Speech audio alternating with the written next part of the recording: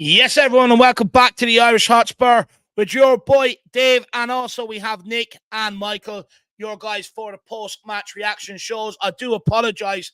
The stream just absolutely collapsed out of nowhere after the watch-along. Just got an overload. My internet just crapped itself, and it left. But we have done our best to get this up and running as quick as we can for everybody. And Mia, welcome as well. So hopefully, guys, you guys do appreciate that. But look, we'll go around the houses. We'll find out how everyone is. And then I want to honor the people's super chats that they put in before the stream crashed and died. So look, we'll go to you first. Nick, how are you, my man?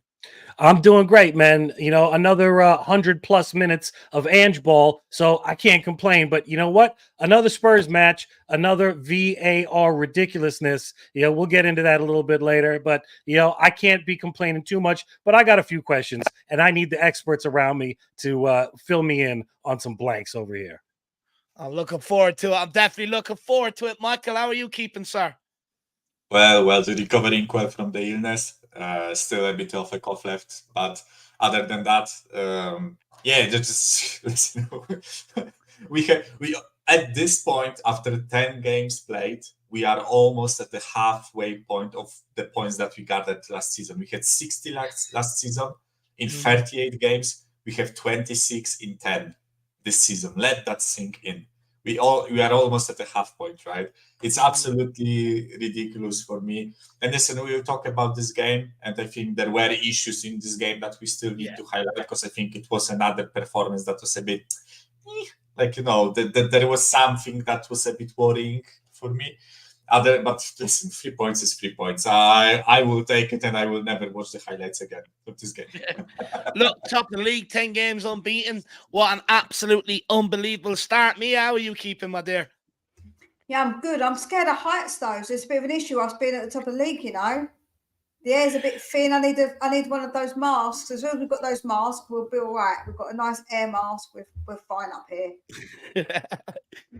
Look, you're going to have to learn to cope with heights, Mia, because I think we could be there for another little while longer. But big up, everybody. Let's welcome a few people from the comments in, and then we will deal with those super chats that we got in before the crash. The stream crashed. Big up Mark VAR looked at the stream and allowed the boys to come back. Yeah, gave us a decision so that we could come back. Big up KA lads, heads up. The thumbnail says 2-0.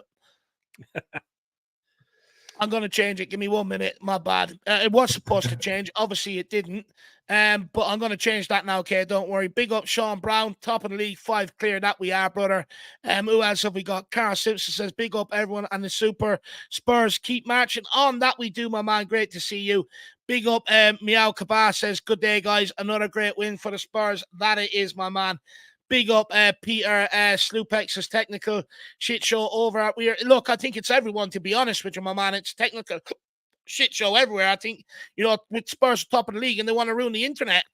Davies Shire, good day, everyone. Come on, you Spurs. Effing awesome. Big up, Davies Shire. Great to see you in the build, my man. How are you keeping? I didn't see you for the pre-match or the watch log. You must have been in bed. Big up Shamu Van Woo says, how the F was that not given as a handball? Don't understand it. Big up, Jose. Great to see you. We did the business in Croydon, my man, Wayne Bonner. Good evening, sir. Great to see you, says Van de Ven is a beast. Man, the match easily. I definitely think he'll be in many people's selection for sure. Big up, Lee Neri as well. Big up, Stephen. Great to see you. Sean John Stone as well. We are top of the league. That we are, my man. Great to see all of you. But look, before the stream crashed, we did have a few super chats, and we want to get to them, and we do want to honor them, so we'll all have a good conversation on them before we get into more serious topics. So the first one is this from Adrian Chia, and he said, we are top of the league, singing, we are top of the league. Come on, you Spurs. Nick, how good does it feel to be top of the league, 10 games in, unbeaten? Man, it's rarefied air, as they say, man. Just take it in, just breathe it. 5 points clear. Maybe it's only for, 12 hours or so, but 5 points clear ahead of the greasy oil money that drips through this league. It's like, it is a Cinderella story going on right here. What we could be seeing right now just could be the shock in the sporting world of the year. We had a conversation at the beginning of this week on Monday, and I got to say, I've taken my socks off. I'm in the hot tub now, pretty much nipple deep, man. I'm about to start getting happy. Talk about happy clapping, man. It's good to be top of the league, man. It definitely is. Definitely is. Look, I'll throw this one down to you, Mia. How long do you think we're going to stay here for? I don't want to bring everyone back down to reality, but I don't think we're going to be staying there once the December go. Like we've had those December fixtures, I don't believe we'll be on top still. But I feel like we've got to accumulate as many points as we can. We can only play or get what's ahead of us, and thus far we're doing very, very well. So I'm happy. I'm not trying to be negative. I'm just trying to be how I feel about it. And everybody who wants to be happy, listen. You can be happy. I'm never going to rain on your parade. You go ahead and you be as happy as you want. It's not my place to tell you. I'm going to be pedantic as hell because we play the Blues come in 10 days on Monday. City will play 2 games. So they will probably jump ahead of us. Yeah. Before we play Chelsea. So technically we are there at least for next 8 days. Well, look, I'll take it. For me, this is where I want to be, and I'll take it as long as we're here, and I'll enjoy it for as long as we're here. But look, I wouldn't write us out of being able to maintain it. If we can maintain it to January and get some help in, who knows? Funnier things have happened. But big up Adrian Chia, my man. Really do appreciate the support, brother. Where are we on to the next one? We have Dark Sung G. He says, hope to see more of Gil, Johnson, and Bentancur. And he absolutely hated that ref. Look, from so much to unpack in that one, so much. Look, what I will say, it was great to see Gil come on. I'll be honest, I was absolutely loving life when he come on. I just wanted us to get the ball over to him. By the way, what a first touch, plucking the ball out of the air as well. Absolutely beautiful. But, Brennan Johnson, I criticised him last week for his impact off the bench. But, because... how does he expect to keep getting minutes if he doesn't take them? But today, that impact off the bench was explosive. And he really made that second goal. That header down to Maddison. He didn't stand there and watch them. He followed it. He got the ball back. And it was a great pullback to Sonny. I mean, Nick, what do you make of Brendan Johnson's impact off the bench today? I mean, you said it when you said about taking your chance, and I know you say it a lot. When you're coming off the bench and you only have a couple of minutes, you got to make your presence felt right on there. And I think that Ange, now that we're 10 matches in, he's in a little bit of an experiment stage. He has a little bit of space to try to experiment now. And how he experiments, as he said, is with players. He doesn't change his tactics. He changes it with the personnel. And you see that, I think you saw with the Davies, that's an experiment. What happens if we lose a key player like a Doji? What happens if you have to substitute Maddison out? Does Lo Celso work? That's an experiment. I think we've had answers to those questions. But, what happens if you need a new winger? Is Brendan Johnson good enough to carry this team? Is he an upgrade on what we have? He took his chances today. He's looked very bright, man. So I'm impressed. What I really liked the most is that he didn't hesitate. His work between Maddison and Son right there, he knew exactly what he was doing. He didn't fumble. There was no little scrum in the penalty box, as we've seen lately, that could have developed very easily from a guy who's only had, a handful of off the bench starts, man. I was very impressed. As a question I'm going to bring up later, but that's about Richie. And what kind of light does this shine on him, man? That's the big question for me at this point. Yeah, look, we'll definitely have a good discussion on that. And look, it was great to see Bentancur back as well. Absolutely brilliant. Yes. And look, finally, he got the trim done. He got the beard done because he was looking like an absolute caveman. You've probably played like FIFA 24, right? Or EA FC 24, and his profile picture there is completely, beard unshaven, completely hair messed up, and he looked clean as fuck today. So brilliant to see him back. And by the way, because I bet we will talk about the players later, right? And for me, Johnson, if Johnson doesn't start and Richie is in the starting 11, I'm going to do bad things to myself, right? But also I wasn't really that impressed with Pape Sarr today. and I'm not saying he played bad. He played like solid, right? He didn't do anything wrong, but I kind of have a feeling that he just sometimes lacks this, like he gets involved in the forward, forward play, but I kind of want a bit more flair, and I think Bentancur is that, and I think when we actually get Bentancur back, with his full fitness, with the full capability of that player, boy, this midfield will cook. That's all I'm going to say, right? Yeah. And I didn't expect to see Bentancur today on the bench, and let alone on the field, right? So I was super excited that he came back. Joe, No, absolutely. I cheered Bentancur getting off the bench like I did a goal. I was buzzing seeing Benny back. Exactly. I was buzzing. I was like, when he had that shot there, when he had yeah, that shot, I was willing it to go in. me too. I'm like, please let him get a goal. Please, please. I would have loved it because honestly, after seeing the goal he did in training, I was like, he's ready. He's coming on and thinking, I want to score, man. I just am so happy to see him. Honest, so good to see him.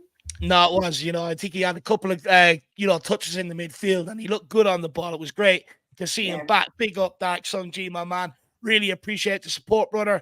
And then he also says Royal is what Doherty was supposed to do under Conte. Look, I'm just glad we don't have to have these silly, stupid arguments and debates anymore. Look, Doherty was absolutely useless. He didn't want to do anything. He wanted to pass the responsibility on the ball, and off the ball, he was passive. I mean, Royal today, he came in and he had a massive impact, and we'll get into that deeper because look, Ben Davies was absolutely atrocious in my opinion, absolutely atrocious in all aspects of the game today. But Royal, he come in and he done his job, and what I do like about the guy is that he invested his own money into his own career to make him a better person and a better player and to live life right. And for players like that, I'll always have the time of the day for. Whereas other players in the past wanted to blame everything around them and they didn't want to look at themselves. Emerson looked at himself, and that's the sort of attitude I want in and around Tottenham, Dark Sun G. So big up, my man. Really appreciate the support on that one. But you're absolutely spot on. And then we have this from Rick and Rios as a member for 2 months, a flat cap member. Big up, Rick and Rio. Harder than needed to be result, but never in doubt. Look, who wants one person? One of you take this. Who wants this one? I mean, never in doubt. I'll tell you right now that we may have some talk about the first half. Game of two halves. It's cliche, but I never really was in fear of Palace scoring. And I guess that's testament to what the state of our backline is, particularly center backs. And that's really what it came down to. Porro, I got a question for you guys later about what is it with Porro. I got a bunch of questions, man. Is Porro's defensive capabilities, the increase of it, is it too much for him? Is it too much responsibility? Is it taken away from his attacking prowess? What is a Emerson Royal really when you get right down to it? Where does he play? Is he the ultimate Swiss Army knife? Is he just the finest piece of ass on a blade of grass? Or is he just, some guy you bring off when you don't have anything else and you bring him onto the pitch? But I was never really in doubt after the first 10 minutes. Even though I was frustrated, I knew that there was a goal coming somewhere. That's my take on it. I don't know where you guys land. Did you think that this game was in question at any point in time? After the first half, go on. Okay, so after the first half, I had this little feeling inside me that it just stinks of a 1-0 to Crystal Palace off of some stupid, ridiculous thing that's going to happen, like a penalty or something like that. Because we are football fans, we've seen those types of games, right? But I think we came out to the second half a different outfit, and I think we actually adjusted our tactics to cut through Crystal Palace. I know the first goal was a bit lucky, right? The own goal by Ward. But the second goal was completely deserved. No one can take that away from us, right? To the brilliant action down that left wing. and brilliant impact by Johnson, by the way, of the bench, right? But one thing I want to say with Poro, I agree that sometimes like he has this error in him, but I think still he improved defensively really, really well. That's one thing I want to say. And the second thing, actually, I'm not sure someone might correct me on this, but I think he's one of the few players that played all the available minutes that he had ever since he nailed that first team spot, right?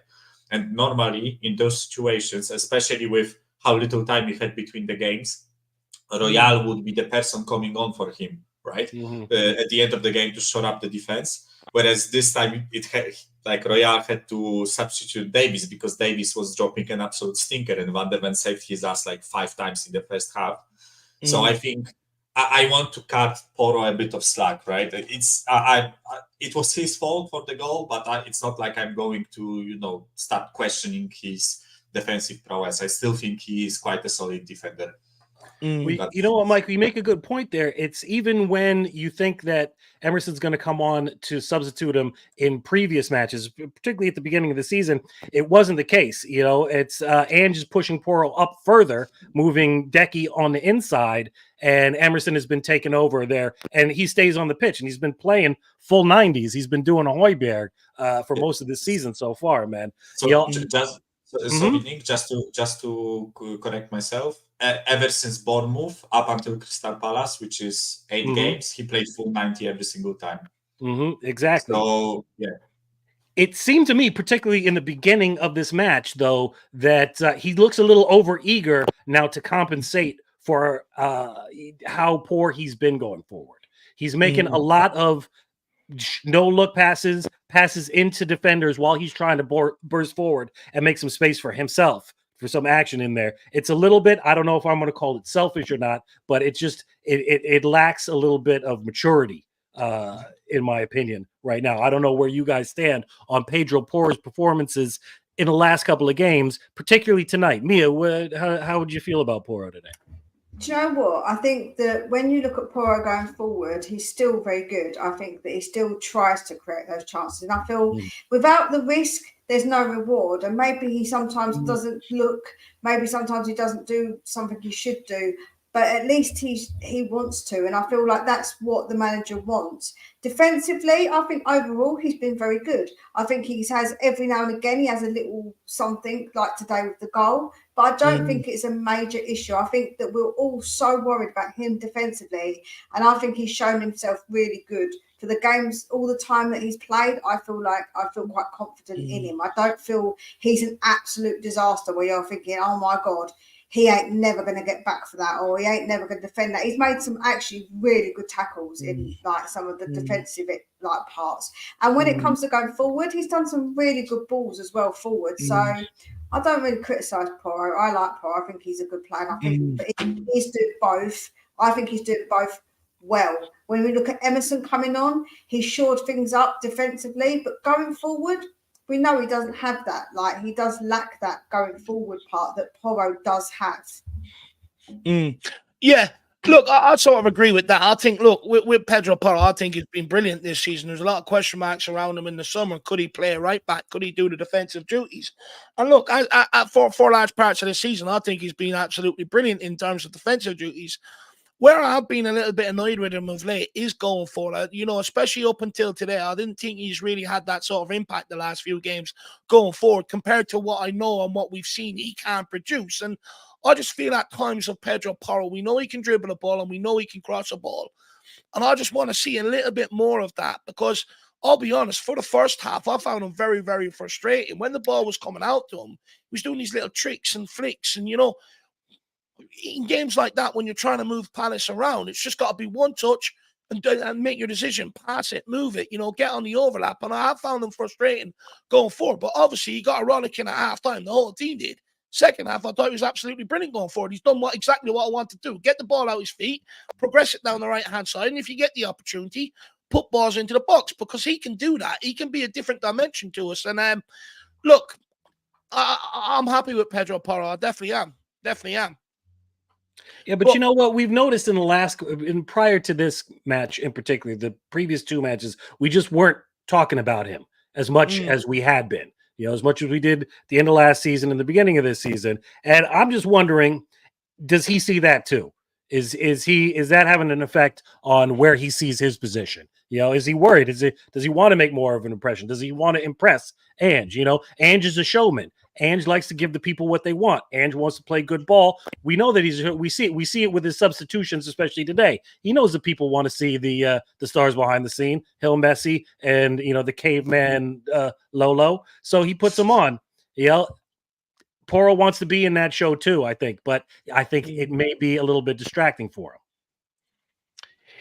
Yeah, look, it very well could be, but look, he's had two different extremes the last couple of seasons. One, he was asked to play right wing back, not defend at all, and just bomb forward and forget about it. And now he's been asked to take them duties on board. What we really want is, a combination of him finding the right balance between the two. And I think we've got a really, really good right back on our hands. And then this is the last one here from James Coffey. I'll take this one. He says, once I saw Davies get caught out of position and get us in early trouble by letting those balls go over his head, I said the lads were spot on. And look, I wasn't great on Davies before the game, but he's just such a downgrade in terms of what sort of a dose he offers us. And it was clear to see in that half it wasn't working. I don't think Ben Davies really sort of fits into the season system. This is his second bite at the cherry. He had one against Fulham in the Carabao Cup and didn't really do much either. And I think Postecoglou is becoming very frustrated with him. Now, look, I take the argument he picked up a knock, and the club will probably put out saying that had something to do with that. But personally, I don't think so. He didn't offer anything going forward, and he didn't do anything defensively. Van de Ven had to cover him an awful lot of the times. The last 5 minutes of the first half, Maddison was dropping back into left back, and he was doing that during periods of the game as well. And with Ben Davies, it just didn't work. Off the ball, on the ball, he's just not at the level we need him to be at now, unfortunately. We've surpassed people like this, and I'm glad. But now, I will say, left back is on my list coming into January for sure now. But big up, James Coffey. Appreciate the support. The one thing I would say is we would obviously hope that Udogie doesn't get a ton of injuries. But in a emergency, I would rather get a centre back to cover Van de Ven, and Van de Ven can play that position, because I think Van de Ven, imagine how quick he is, what he could in that left back position. I think he would be perfectly fine, because I think he has played it too.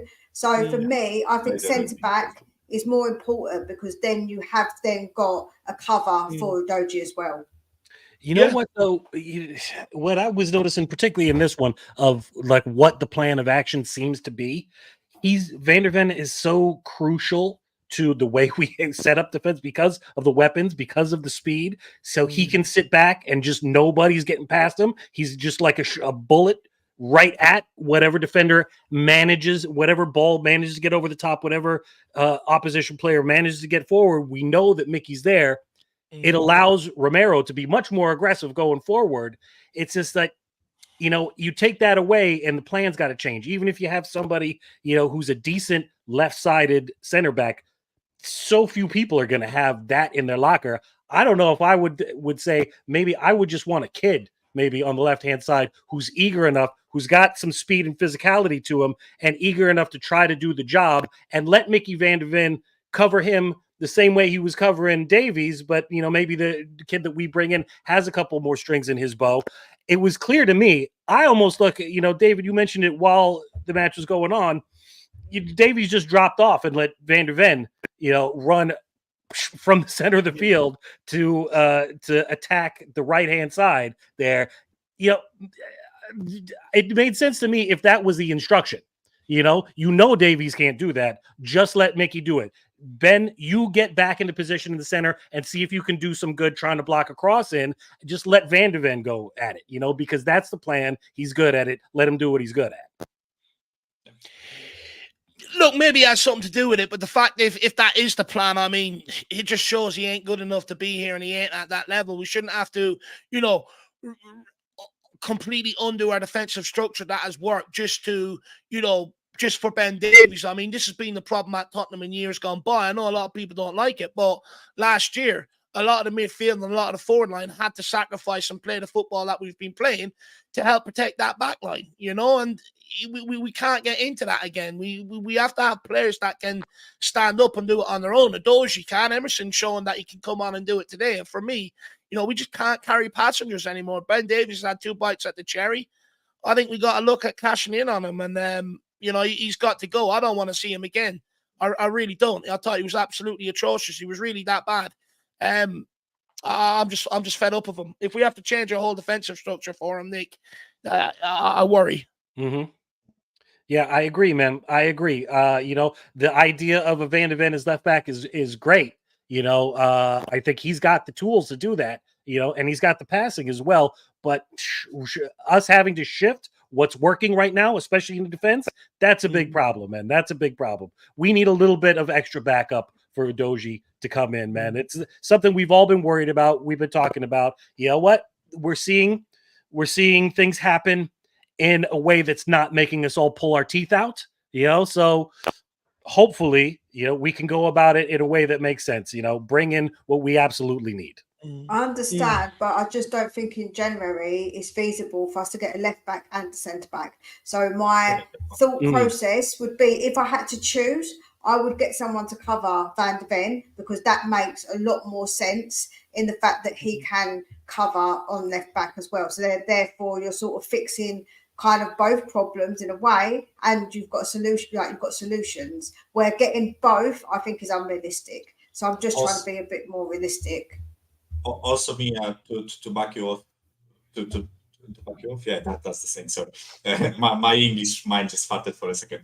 To back you with what you just said, I think if we brought in a left back, and most of the time left backs, it's center backs can play left back, but left back doesn't necessarily play center back, right? So if we brought left back in, I think we would still leave ourselves really short in the center back department. So if Van de Ven or Romero got injured, then it's Dyer time or Ashley Phillips time, right? Either a lamp that we don't want to see ever play for us ever again, or a kid that we don't know how well he will do, right? So for me, it's more of a priority to bring in a center back so I don't have to watch Dyer ever again. And then if something happens to Udogie, then we can, you know, make something happen. As bad as Davies was, I would rather have a new center back and Davies as a like makeshift left back for half a year more. But David, I don't want him. I'm not having it. Yeah, the reason why I'm saying this is, as I said, I think it's a bigger priority to bring in a center back now, right? Because I think as shit as Davies is, he's still better than Dyer. I would rather see Davies than Dyer in the team, right? That's my thinking. True. I want to come back and revisit this conversation, because I want to talk maybe about, well, maybe this conversation have another time about whether the game money is there or whether we did spend that in the summer and stuff like that, you know, and what we feasibly can do in January. Maybe that is a discussion for another day. A couple more super chats to get here just to catch up, and then we'll bring up the match stats and crack on with what Nick wants to talk about. Adrian Chase is 1 shot on target, and we are top. Rivals going to be pissed. Look, what I would say to you, rivals are going to hate anyway. It doesn't matter. Haters are going to hate regardless.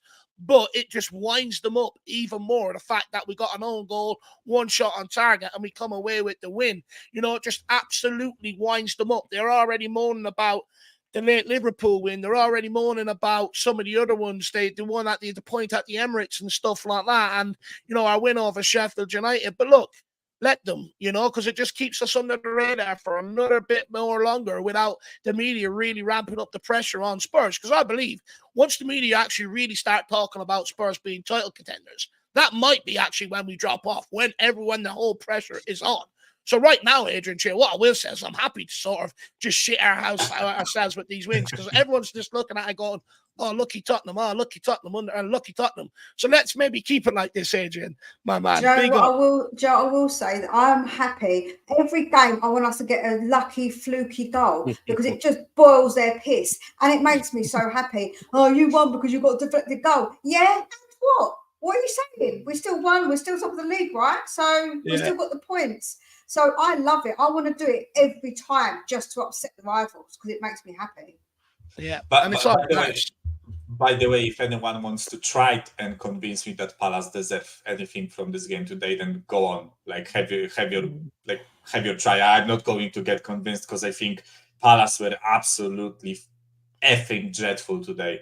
Like Yeah. I swear you can make like a 5-minute compilation of Vicario standing with the ball at the edge of his box, and no one wanted to press him. Like Palace fans started booing us for keeping the ball. Do you know what? Like, it's so ridiculous. Like I loved it though. Did you see? The more that they were booing, the more Romero and Vic were doing it. They're just passing it back and forth to each other. I was cracking up laughing. I was like, "That's shit housery." That they're just booing them and they're just doing it more. Like, what are you doing about it? You're not doing nothing, mate. So I love Game it when management. Vicario had the ball at his feet, and he literally like looked Mateta in the eye and was like, "Go on, like." yeah, Take it, right? Go on, do something, right? And Mateta was just standing there waiting for us to do something, right? Which I get the point, right? Palace were clearly ordered not to get drawn in, right? Because that's what we were attempting to do, to draw them in and to create more space for the forwards, right? Which I get it, right? But don't try to convince me that they put any effort today to score more than one goal, right? They had 13 shots and 3 on target, but all of those were from corners, right? So it's like, yeah, I guess maybe you can argue they deserved 1 goal, but if they did, then we deserve to score 2. It's I don't care. We had on target. It's all that matters is that we're top of the league. That's all I care about. Keep pissing people off. Wayne Bonner's gifted a channel membership to Shamu. Wayne Bonner. Absolutely fair play to you, Shamu. Make sure you make good use of that, sir. Wayne Bonner, very generous of you, sir. And then Paul Markey, he says, Basuma, Bentancur, Pierre-Emile Højbjerg, Sarr, Madison, and Lo Celso. That's our midfield, and it buzzes. Look, on this, Paul Markey, I'll start this one off and we'll go around the houses. We'll get you in on it, Nick. I mean, I'll be honest, I don't want Lo Celso at this football club. I think his attitude sucks. I think it stinks. I think he's had his opportunities. You know, anyone could look good pre-season. I did say pre-season, he looks good. You know, maybe he deserves the opportunity to be kept around, but it does matter. It all depends what he does in competitive games when there's pressure on him. And I'll be honest, I'm not against Fulham. Shit. And, you know, he came off the bench last week. Shit. For me, that's 4 or 5 different managers. I don't think he cares about being here. And I want the saga to come to an end. Cash in on him and get another midfielder in. That's what I would do. But apart from that, I'm very happy with the rest of the choices. I think we've got like a good bit of competition and strength in depth. Just sell Lo Celso, get me one more in, and I'd be happy. Where are you at with that, Nick?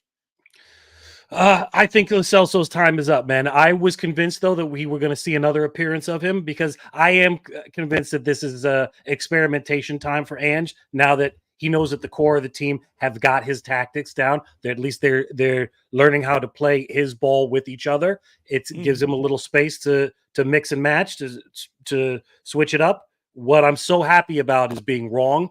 And that really his experimentation was how fit is Bentancur and can Brian Hill do something on the pitch. You know, these are the hard decisions you got to make. You know, when you have people who cost a lot of money, you have an ownership that you know wants to see a return on their investment. You know, but we didn't see him get him in it today, and I think that says a lot. I have a feeling that it's going to be a very similar situation with Davies. You know, the substitution for Emerson said a lot right there. I don't believe in any knocks right there. I didn't really see Davies have, come in collision with anybody or look like he lost a step out there. Lo Celso, you know, I think his time is done at this club, man. I've been backing him for a while with just the hope that he will come good, but you got to stop being sentimental, as a lot of people have said. You know, I know I put my heart out there. I try to back all of our players up into a point because there is a threshold. There's when you get given so many chances and you just don't take that chance, then it's on us if we're still giving them these chances. You know, so time to cut the cord. Absolutely spot on. I couldn't agree more with that. It is time to cut the cord and stop wasting minutes on these guys. Mia, where are you at with it? Yeah, I concur with what Nick says. The only other thing I would say is I definitely think we need someone creative to come in for Lascelles, so absolutely. And we need an upgrade on Højbjerg, because then our midfield would be cooking to be able to get somebody come off and have a quality to come on. I feel like that then we would be, because when you look at the quality of Bentancur, you look at the quality of Maddison and Sarr. If we had someone else that could come on from Maddison, who's not maybe as, obviously you're never going to get someone at that level, but nearish to Maddison's level, who can do Maddison creativity, and then somebody who's near Basuma or Sarr's level and take Pierre out, I would say would be my two things, is to, in the summer, or I think he's going to go anyway, Højbjerg, in January if he can, but I think they're the two I would say. Look, when it comes to Højbjerg, I think it's a different discussion whether he wants to maybe stick around or not. That's a different discussion. But based on what we've seen and all the questions around, can he play handball, can he fit into the system, I think he has shown, with the opportunities being given this season, that he's more than capable of stepping in. I think with Højbjerg, when you put him in beside players that are lesser than him, he doesn't elevate them and he doesn't take control. But when you put him in around players on his level or better, he certainly fits in. I don't think he's done anything wrong. And if we're talking about strength and depth, surely it's better to keep players that actually want to be here. And that he doesn't want to be here. But the problem we've got, David, is that if he was that good, he performed that well for those 90 minutes, why didn't he start today? He got straight away replaced with Basuma, who risky. It was a risk, and we could have got him a yellow and he couldn't have played for Chelsea. But Ange would rather take that risk than play Højbjerg. That shows you the level. And Bentancur, now he's back. That's even, you see what Bentancur's like. So when you look at those level of players, like we want somebody to come on with a good level, not someone who could just be okay. I'll be honest, I think it's a bit biased towards Højbjerg. I think you have your opinion and you're entrenched in it. I'm very strong in my opinion, and I back it up. He's performed this season, I think it's undeniable to say that he's not good enough to be here. When I give him, I did give him praise the other day, and I said he did okay. Today, I think he did okay when he was on. I'm not going to sit here and say he was completely rubbish, but is he good enough to play Ange ball? No, I don't believe he is. You talk about Ange like him, but Højbjerg has been kept around by every single manager, so that must say. But he doesn't play him. He dropped him straight away as soon as he come in. He dropped him. Why? Because he's not good enough to play that system. Clearly, but he was first off the bench, and he has been, so he does. But it doesn't mean that he starts. So he doesn't start. He dropped him because we're looking at a squad here. We're not talking about just a starting 11. So why doesn't he start him if he's good enough to play Ange ball? Why didn't he just say, if every manager loves him and Ange loves him, why didn't he just start him? Well, isn't it a tactical decision, Mia? Because Palace, they're hamstrung by their attack. Their best two attacking players are out. We know for a fact they're going to make it difficult defensively, and we need Basuma to break them down because he has that skill. Whereas Højbjerg is more of a destroyer in the sixth position. Isn't it tactically why that choice is made? He played all the other ones then, all the other games that Basuma has played when it isn't a low block team. He still plays Basuma, Nick, because he's a better player by a mile. Yeah. I completely back what you say about Basuma being better, right? We know Basuma is better. I think with this game, in my opinion, I think Ange started Basuma because in plenty of his other press conferences, he was mentioning that Basuma can be a leader of this team, but he needs to take responsibility on. And I have a slight feeling that it was more of a test towards Basuma. You let me down once with the red card. You are on the brink of getting suspended. I want you to go out there and prove to me that you can take the responsibility. Of course, I'm just spitballing here. I think that's what happened, right? But I honestly want to say, I think Basuma was poor today, by the way. And I think it was right for Tech to come in. And I think Dave is not arguing whether Højbjerg should start over Basuma. I think David is arguing that Højbjerg is good enough of a backup to Basuma, where even if we have to take Basuma off, even if Basuma cannot play for one or the other reason, I think with Pierre-Emile Højbjerg there, when he's playing with the rest of the first 11, I think the level doesn't drop. that much, right? Of course, he does not possess the same skill set as Bissouma. Bissouma is brilliant at dribbling. Bissouma is brilliant at progressing the ball with his feet. But I think Højbjerg has other attributes that can be useful to us, right? The other conversation completely is whether he wants to stay, because he clearly doesn't, and we probably expect him to leave in January or next summer, right? But I think for now, I'm really satisfied with Højbjerg as that like safe substitute, right? We see what happened with Davies over Udogie, right? It's one player in, and the whole defensive block has to make up for this guy's mistakes. Whereas with Pierre-Emile Højbjerg, I felt like whenever he came on, he was never a liability for us, right? I think that's what Dave is arguing here. Not that he should start over Bissouma. I think we all agree that Bissouma always starts when he is available, right? It's a bit like Emerson. It's just handy to have a player that you can rely on when you need to, and that's what I'm getting at with Pierre-Emile Højbjerg. You know, it's just good to have players that we can rely on. Huh? Did he not give the ball away for the goal? That's what Steve D's saying. He gave the ball away for the goal. So what I'm trying to but also Bissouma gave the ball away at the edge of our penalty today, penalty box, and it's not the first time. I think Van de Ven covered for him or Romero, one of those two. Well, I just think that we can get someone better quality to come on who's going to play, and like the way, because when you've got the bench of Bentancur or Pierre-Emile Højbjerg, you're not going to put Højbjerg is going to be even lower in the pecking order now. It's the same with Skip, right? Skip needs to go as well. I'm not going to say I'm being biased, because I'm not. I think Skip needs to go too. So I'm not trying to say I'm being biased. The same as the Celso. We just said he hasn't got the right attitude. He hasn't obviously got enough about him to give enough. So he needs to go. And I just think I want our squad to be top notch. And I don't think there's anything wrong with our squad to be, when you take a player off, for them to be of good quality, they can come on and play handball still, and still be able to play well in that system. That is all I would say.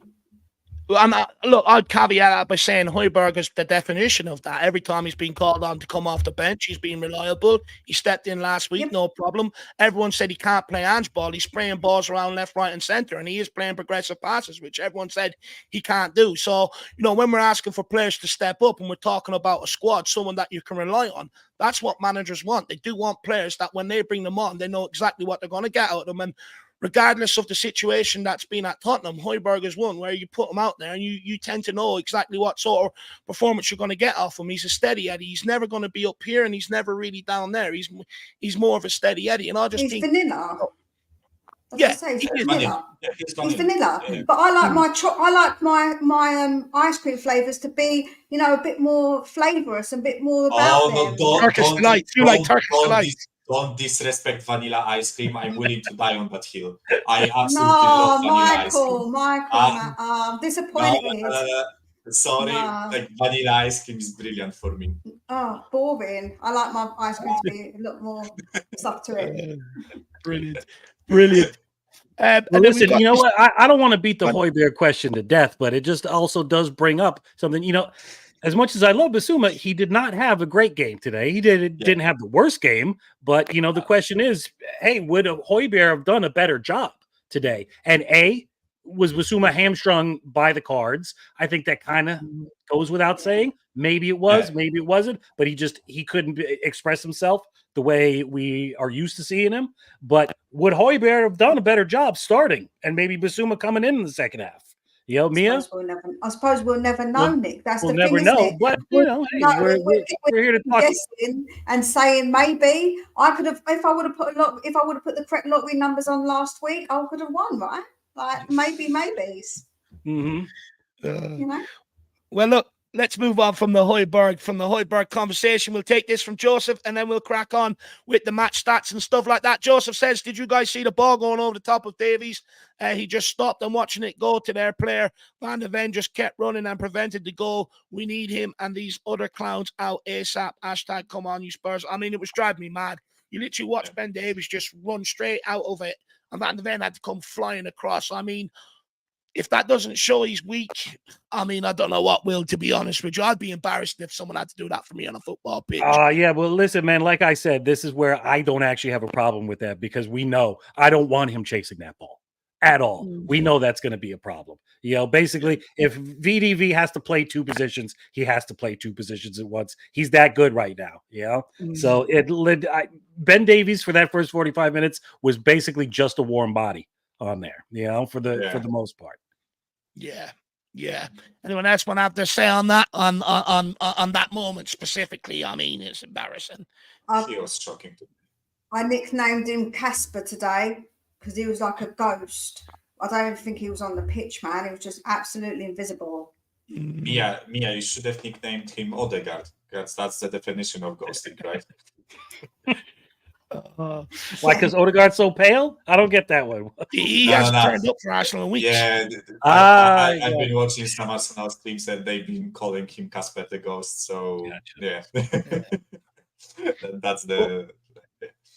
But look, we'll go around the houses. I mean, does this signal the end of Ben Davies? Do you think he gets another opportunity? Do you think he's going to be kept around? Because, like I said earlier, we can't be adjusting our whole defence just to suit one guy. I mean, that shows me if he ain't cut up to it, you either go Emerson at left back next, or you bring up a youngster and you throw him in there up until January, because there's no point in putting Ben Davies out. You may as well play with 10 men. Yeah, man, and I think that Tottenham always comes up into this problem where we give somebody a contract extension right when they're dropping off of whatever their peak was, and he's way past his peak now. We know that he was never a top-notch player to begin with. A couple of seasons ago, we were saying, you know what, he'll give you a 6 or 7 every time. That level has clearly dropped. I would like to see him move on. I have a feeling he's one of those players that he's going to be around another season and a half at least.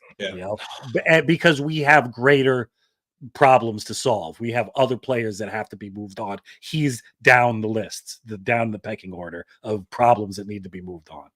I don't know, is he though? I'd still put him in the same category as a Dyer and a Lloris and stuff like that. He needs to go out with them. Where are you at with that, Mia?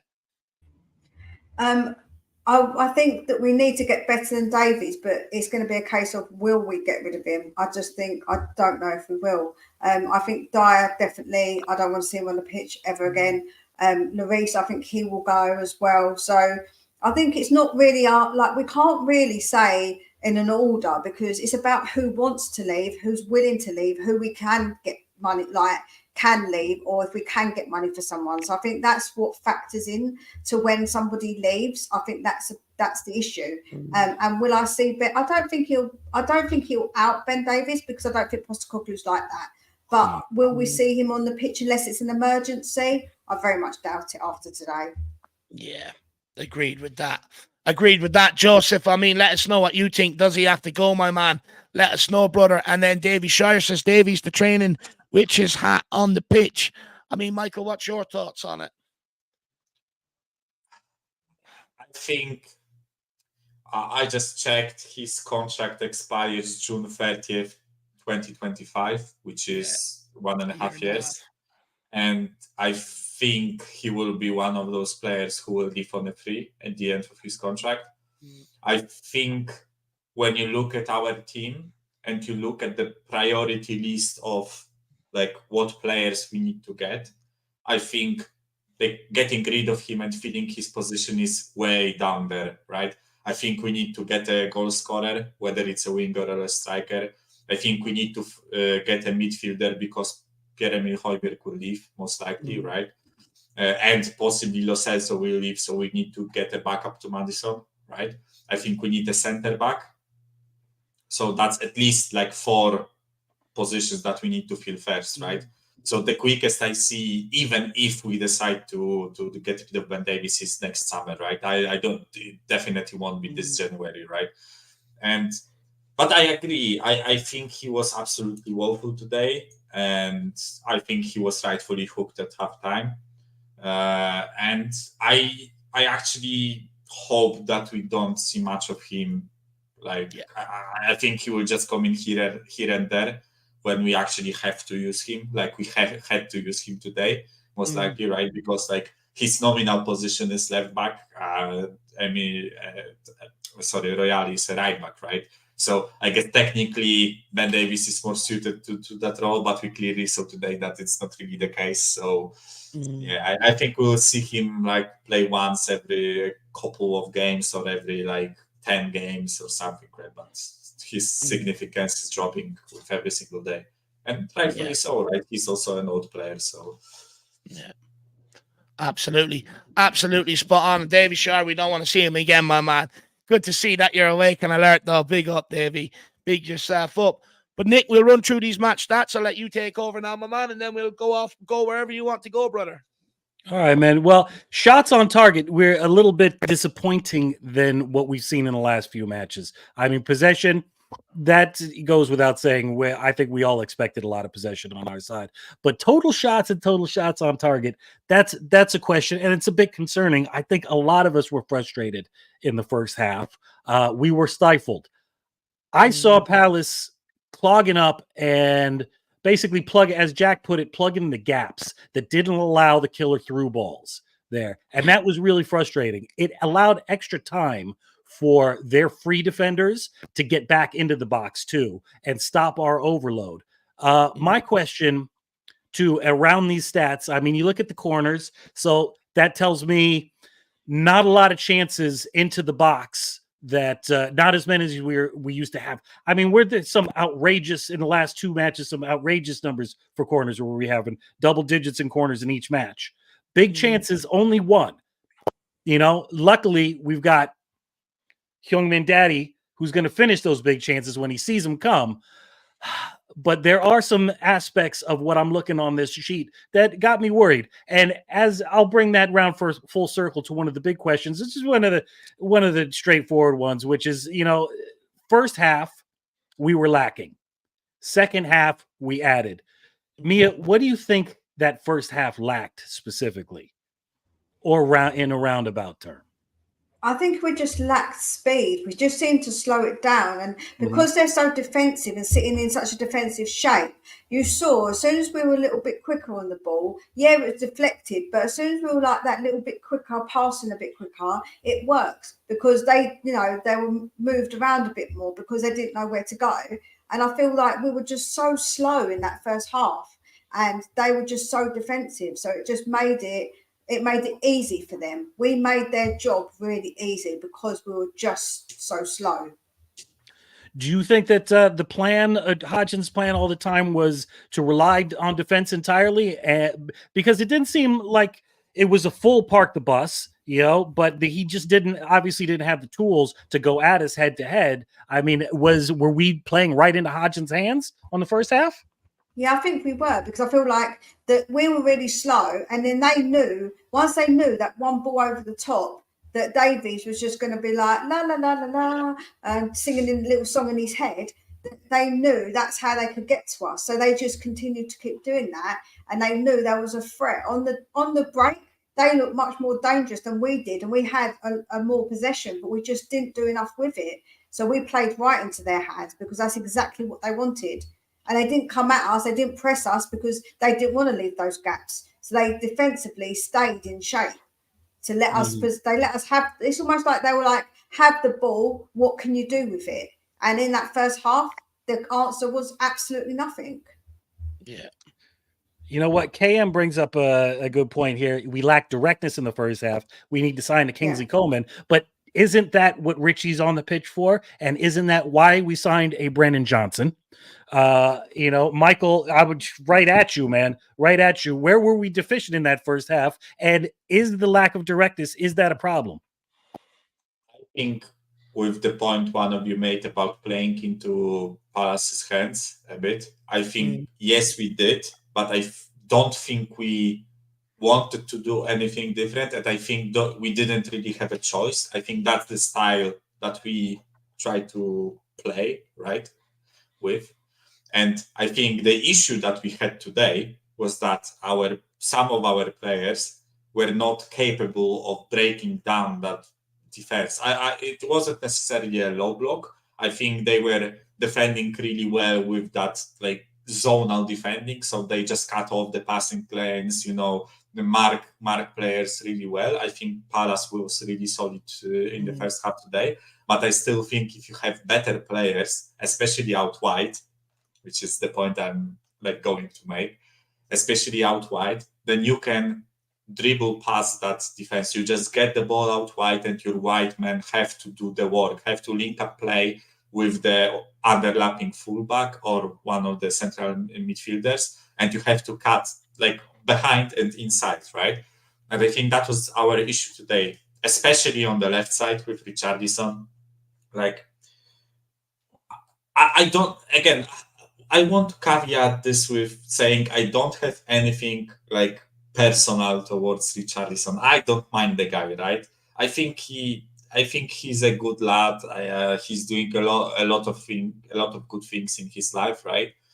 But on the pitch, I don't think he, especially in those type of situations, I don't think he provides us with enough directness, enough skill in terms of passing and dribbling, right? And I think that was our biggest issue today. And I kind of want to bring Kulusevski into that conversation too, but I don't want to kind of put them in the same sentence, because I think I would much rather have Kulusevski in the side than Richarlison, right? And that's why I hope Johnson or Hill will play, because they provide that directness, they provide the dribbling, they provide the pace. I think Richarlison just doesn't excel at any of those things, right? And that is his main issue. So for me, as I said, I think we played into Palace's hands, but I think we wanted to play into their hands, and we wanted to break them down, which we couldn't achieve in the first half. We did it in the second half, right? So yeah, that's my assessment of the game, right? And with just quickly with the stats, right? I think majority of their shots came from crosses, from the corners, and I think that their only shot on target that wasn't from a cross was that in the first 5 or 10 minutes. I think Jordan Ayew had a chance where Vicario made a brilliant save, by the way, yet another one. Another one of his brilliant saves that saved us from conceding first, right? And I think we just struggled to break them down, which is fair enough, right? They are a resolute defense. We always pointed out to that, right? Before that game, we all said they have a resolute defense and it will be hard to break them down. The only thing frustrating for me, other than what I highlighted with the white men, I think we should attempt shooting from range more. I don't understand why we sometimes don't just let it loose and create the space for Maddison or Son in the middle part of the pitch and just try shooting, right? Because I think we have guys that can do it really well, but we sometimes, I feel are too stuck in that attempt to walk the ball into the goal. I think sometimes we just need to take a bit of a risk and try shooting.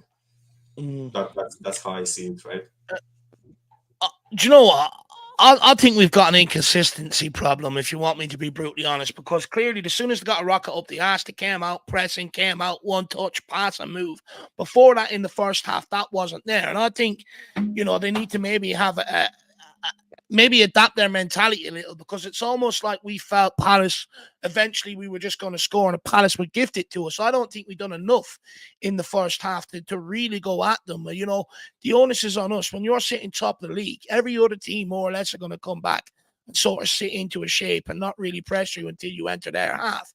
And the onus is on us to go and break them down. I don't think we've done it. Look, that left-hand side was a huge probably reason for it. Ben Davies didn't do anything on the ball, but Richarlison, as much as I wanted to work out for the guy, he's just too inconsistent. At times he done some nice things, and then he let himself down with something absolutely, really, really shocking, schoolboy level. 2 minutes later, and it's just becoming an issue now. But I do think that this season we haven't, if we're being brutally honest, we haven't put together one full 90-minute performance where you can come off and say, what, in both parts of that game, I thought we were outstanding. I still go back and look at a lot of the games, and it's either been a good first half and it's tailed off second half, or it's been a poor first half. We started slow and we've got going in the second half. I still think we're yet to put together that real complete 90 minutes. And I think once we do, you will see us beat teams 3-4-0. You will see us score 3 and 4 goals. But I do think we have a bit of an inconsistency problem. For me, I think, you look at the second half against Fulham, all Fulham really done was up the ante a little, press us a little bit harder, and it completely dishevelled us. Today, going into the game, we knew Palace were going to sit back and that we'd have to move the ball around quickly. Everyone's touching and passing would have to be on point to, create some opportunities. But people went out there not prepared, and it really does piss me off. It shouldn't take a rollicking from Ange Postecoglou at half time to really get yourself going. Being top of the league, going 5 points clear, and that, should be more than motivation enough. Yeah. I just don't think we've done enough in the first half to really take the game to Palace. I really don't. I think everyone was too passive with the ball a lot of the times. Everyone wanted to take the easy option. I mean, I felt myself for most of the first half going Romero to Van de Ven to Vicario to Romero to Van de Ven. And it's like, fuck me, get the fullbacks involved. Midfielder, come and take the ball off them. Get on the ball, look to make things happen. I just found it very sort of passive. I don't think we've done enough. Yeah.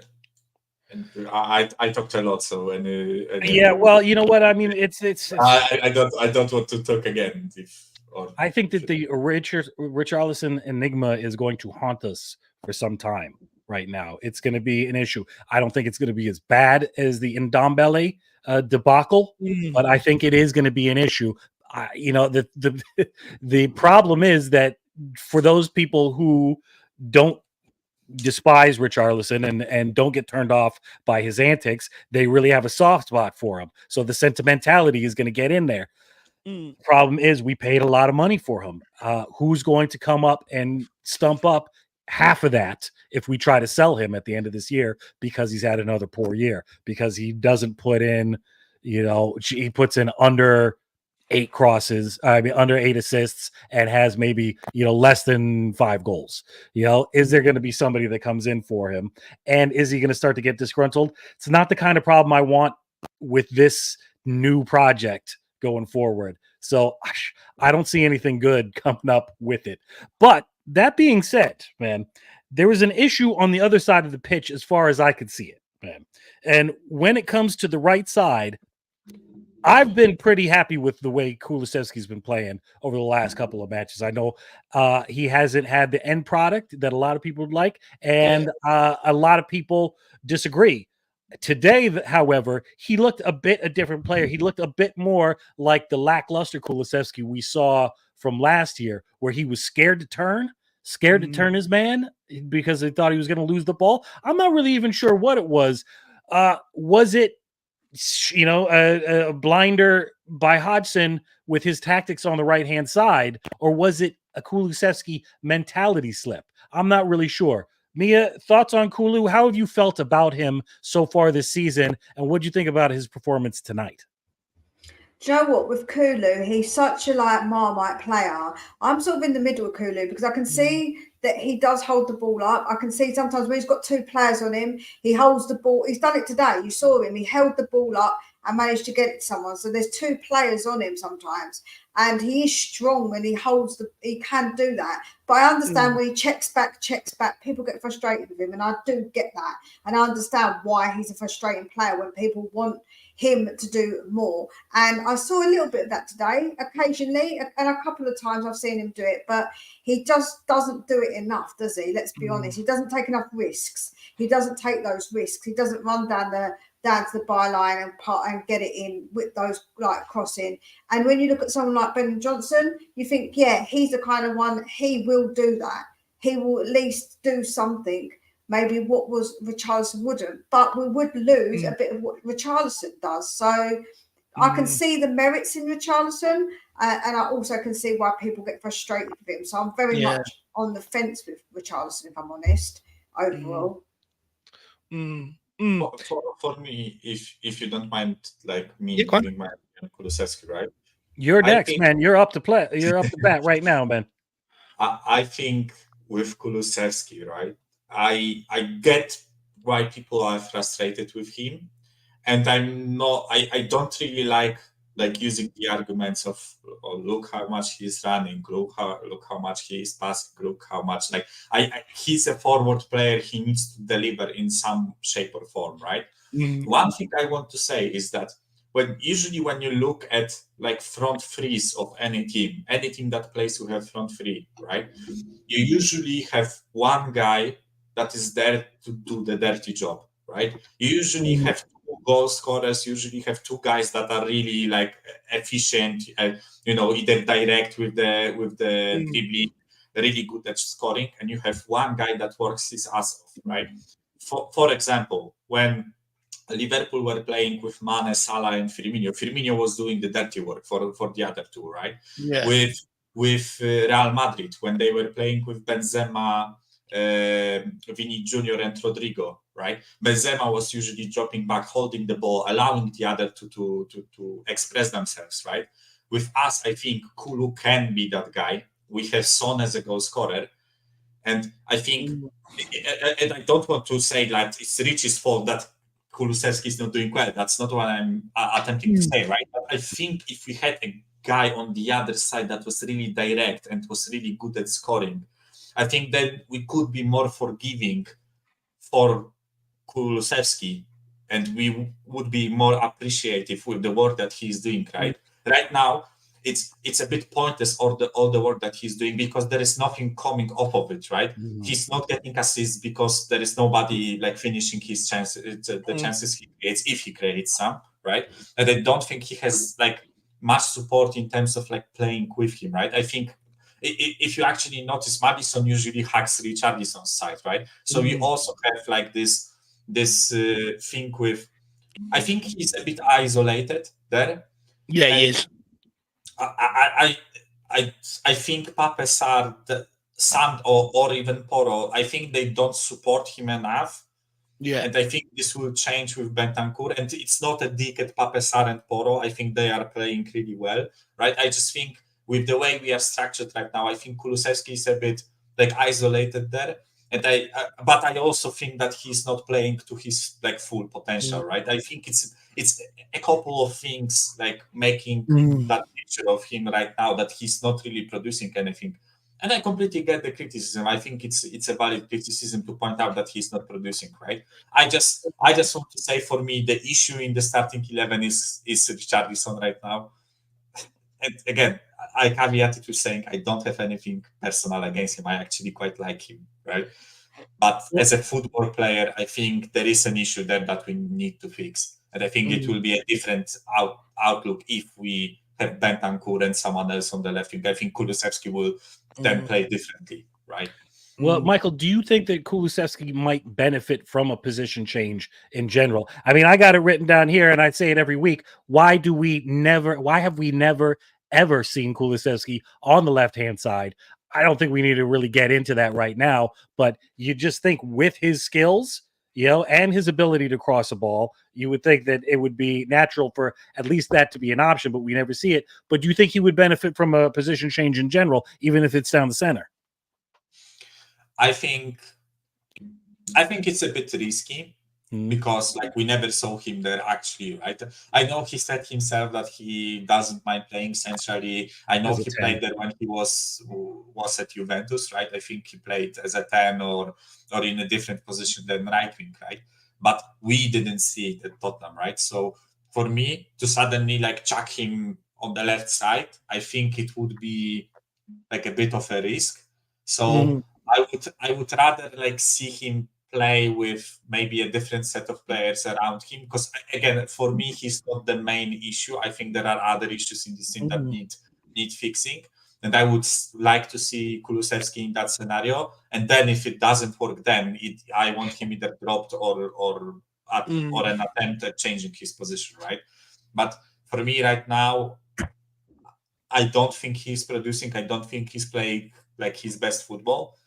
But I think I saw enough of him in a positive sense where I'm willing to give him more time, right? I think he's still doing a lot of things right. I think those are just things that cannot really be highlighted. It's something like amazing that he's done, right? He's not knocking it past players, he's not like dribbling through 3 or 4 people, but I think he's a solid player that you can actually rely on. Whereas with Richarlison, I think there have been like plenty of occasions today where he gave the ball away. I think he even once miscontrolled it and it ended up like as a throw-in, right? Where there was no one like marking him or anything. Right? So I would rather see like a different outfit with Kulusevski on the right wing first, and then us attempt fixing the issue in some other way, right? I completely agree with what you're saying about him being isolated. I think, look, you look at it last season or the season gone by, he had Romero and, Porro down that side. Porro was always on that right-hand side overlapping him, which then means, when it's when you're on the fullback 2-on-1, the fullback usually goes with the runner, which frees up Kulusevski, which gave him a lot more time to make his decisions. Whereas now he's very isolated. Michael's absolutely correct. Porro's more inverted. He's not making them runs on the outside. And as we know, Kulu doesn't want to go on the outside. He wants to cut in on the inside. So he does actually need someone running on the outside. So for me, I do think maybe in the long run, he could benefit from playing on the left-hand side. You look at our goal today. It came from Brennan Johnson getting to the byline and pulling it back. And that's something I've seen a hell of a lot at Celtic. And I would like to see a left footer playing on the left side with a right footer playing on the right side. Because what we're seeing right now is inverted fullbacks, which are usually running on the inside, with your wingers also looking to come inside, with your midfielders also inside, with Sonny also inside in the middle.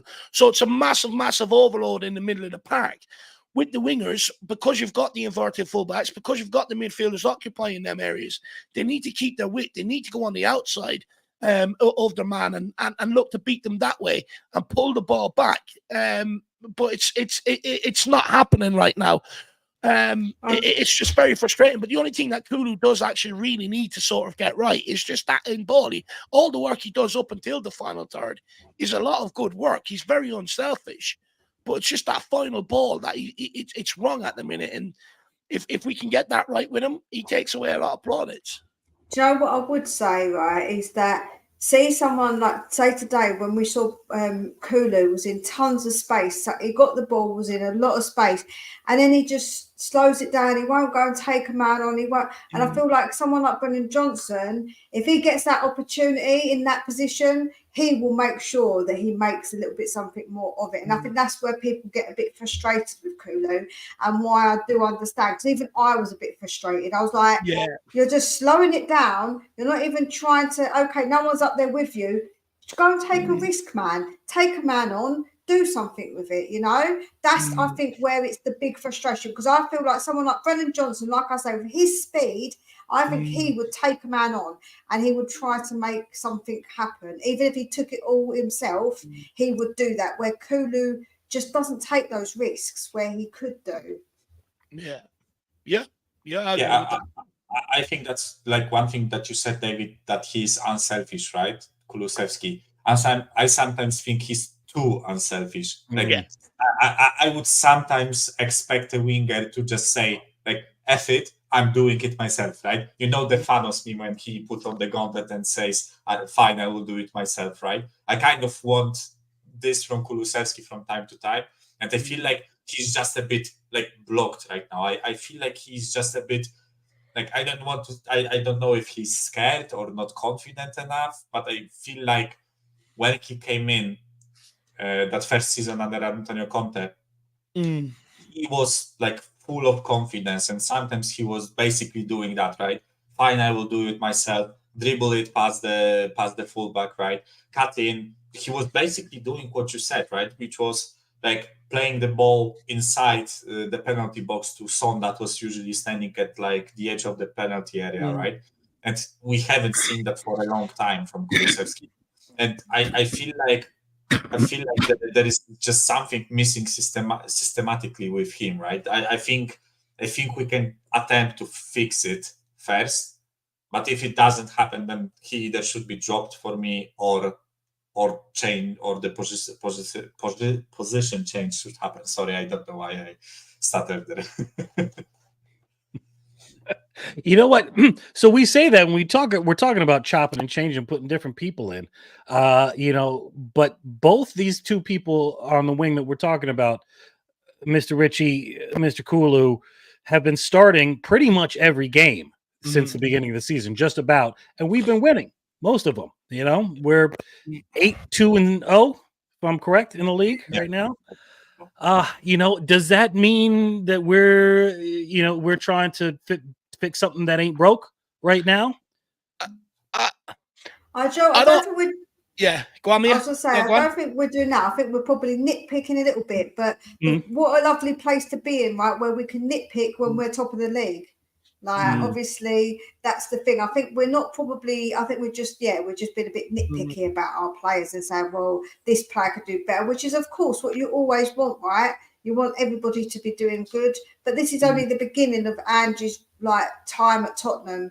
And I can see that in the future, he will obviously, we will have that, you know. So I'm also aware this is just the beginning, and the players are just getting used to him. They haven't been there long, and I think actually, considering it's a completely different style to Conte, I think the players have actually taken it on very, very well. The ones that were here before, you've got to remember that it is a completely different system for them to have to get into. So that's what I would say. It's like defence. Oh yeah, look, I agree. It probably is a bit nitpicky, but what I would also add to maybe what Mia had to say there is I think it's not something we should overlook. You look at Vicario, right? He's come to the moment. He's come to the fore in big games, in big moments. You look at that back line. They've kept 4 clean sheets out of 10 games so far this season. Much improved on last year. You look at the midfield defensively and going forward, much improved on last year. But I think we can all look at it and go, that forward line ain't right. And it's not a bad thing to sit here and look at it and say we need to improve it. Look, first of all, Ange Postecoglou highlighted it before the game. He spoke about it maybe not being as fluid as he would like. And when you look at the team, what he was producing at Celtic compared to the caliber of chances we're creating at Tottenham, I'd actually argue, you go back and look at a lot of the games, the caliber of chances we're creating aren't that great, to be honest with you, compared to maybe what we even created in years gone by under other managers where we were creating more clear-cut chances. And I think that is a problem. And if we don't fix it, it will be something that'll come back and haunt us, because what I'm seeing lately is I think we're creating less and less chances the last couple of weeks than maybe, what we have done in that nice period up until after the Luton game. But the last 2 games, we haven't really created a lot of, I would say, clear-cut chances. And I do think it's a problem. It's something that we will have to address. The reason why Arsenal didn't get over the line last year, the reason why they couldn't maintain it is didn't have that guy up front, or all of the guys firing on the front foot, and that really came back to haunt them when other pieces, when Saliba went out injured. It was always going to be a case where they were going to concede more goals than what they were. But do they have the firepower up front? Martinelli just wasn't ready to be that guy. Nketiah wasn't ready to be that guy. Gabriel Jesus wasn't ready to be that guy. And if we don't get this sorted out and we don't address it, it will come back to haunt us further down the line. And look, the sign of a good team, the sign of a champion is you're never happy, right? The reason why teams get over the line is because they look at things and they work on things that they need to fix. They get it done. And ultimately, it ends up coming towards the back end of the season. Absolutely, everyone's firing and away you go. And we need to get that front line to come to the party. Yes, we're getting a lot of shots. Yes, we're averaging 2 goals a game. But we could be so much more better. We could be so much more clinical. We could be so much more devastating. And these last couple of games, especially Luton as well, we could have had over within the first 20 minutes. And, eventually that'll come back to haunt us somewhere along the line if we don't start being that clinical. The reason why Man City keep winning is because, it may take them 60, 70 minutes to break you down, but they create 4 chances and they'll take 3 of them. But what I would say is that our stats for our XG were about 4th, I think, 3rd or 4th. So it just shows, actually, us being top of the league shows that we haven't been, we've been maybe wasteful, but I don't think we've not been clinical. Like today, we had 1 shot and scored 2 goals. So, if you want to twist it that way, yeah, that's not today though, Mia. That's picking a stat to suit the argument. You go back. No, but if you look at what I'm saying is, if you go back and you look at the rest of the games, we've had a lot of shots on goal. Today is an isolated situation. Our XG is 4th. We're 4th in XG, so our XG isn't that high, but we are scoring goals. So that's what I'm trying to say. I think before this game, we were also first in non-penalty XG, right? So if you exclude the penalties, I think we are first. But actually, one thing I wanted to say, which kind of reminded me of a funny thing when Mia was saying that we are nitpicking, right? I remember when I came on one of your shows, David, I think it was in March or April when we started really like shitting the bed, right? Last season.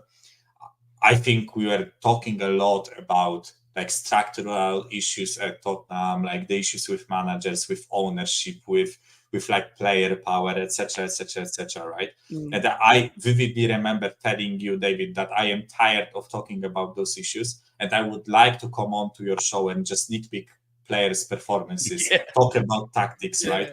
And I think we are nitpicking a bit, but I think it's brilliant because I think everything right now feels right at this club. I think everything just feels that it is going the way it is supposed to be, right?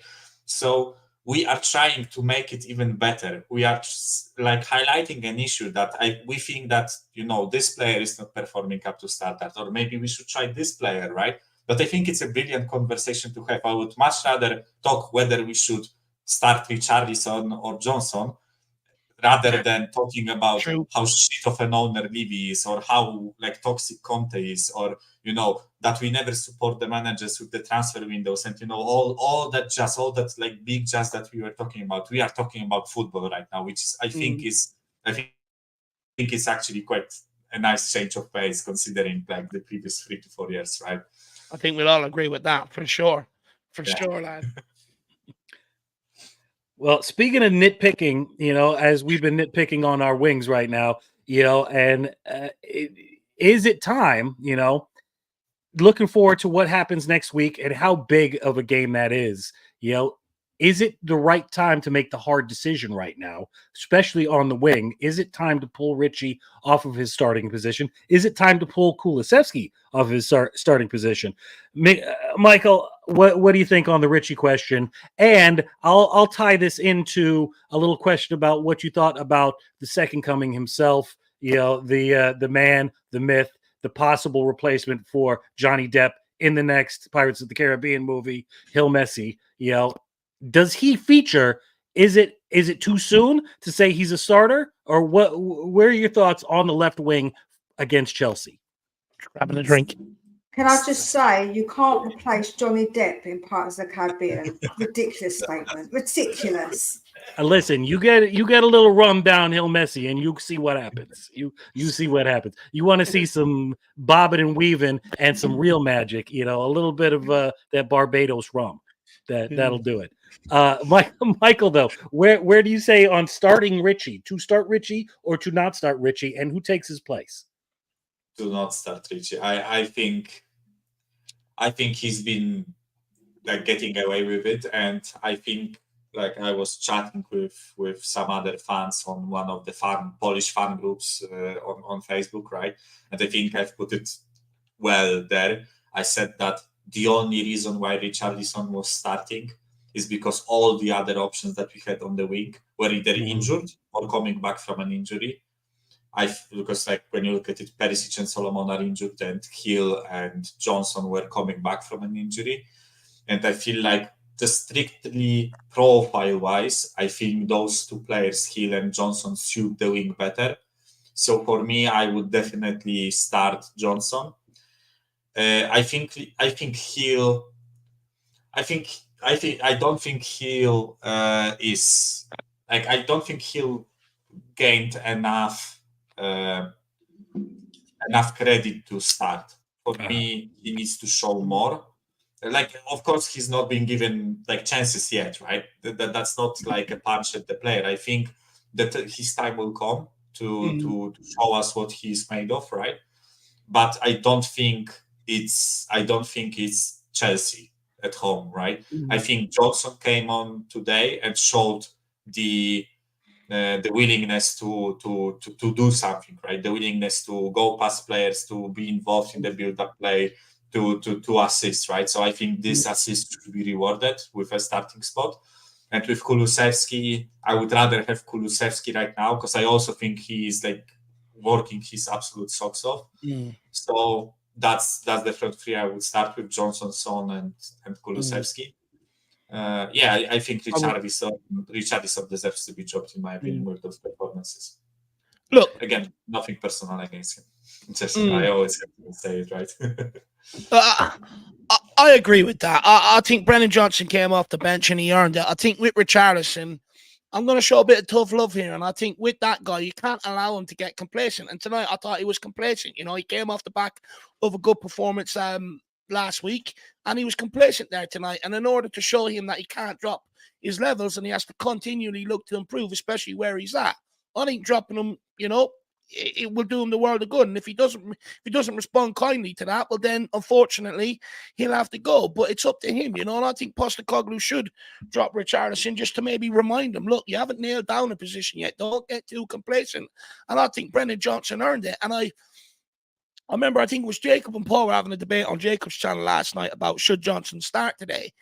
And I remember saying to them that, you know, look, I think Richie will start because Postecoglou picks players on merit. So that's why Richarlison start today. But when you look at that performance compared to Brendan Johnson coming off the bench, does Richarlison deserve to be reselected again against Chelsea? I don't think so. I think Brendan Johnson, off what I've seen of him today, I think he deserves it. You know, he learned a lesson from last week about not coming off the bench. Impact. He came off the bench today, impacted the game, got a nice assist.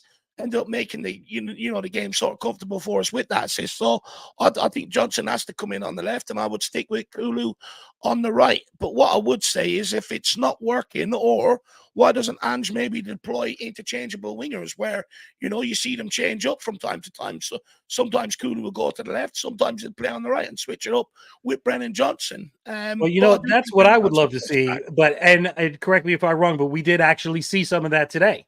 With the switch over when Hill came on, Johnson then moved over to the right. I'll bring it to you, Mia. Where do you stand on the start Richie or not start Richie question? I really think that we need to give Brennan Johnson a chance. I feel that Richie today, I don't remember who said it now, so I'm tired. It's late. We're all tired. Don't worry. I'm just my mind. But whoever said it is true. Where he will do like a good little pass. I think it was you, Dave, and then he'd do something really stupid, and you're just like, why?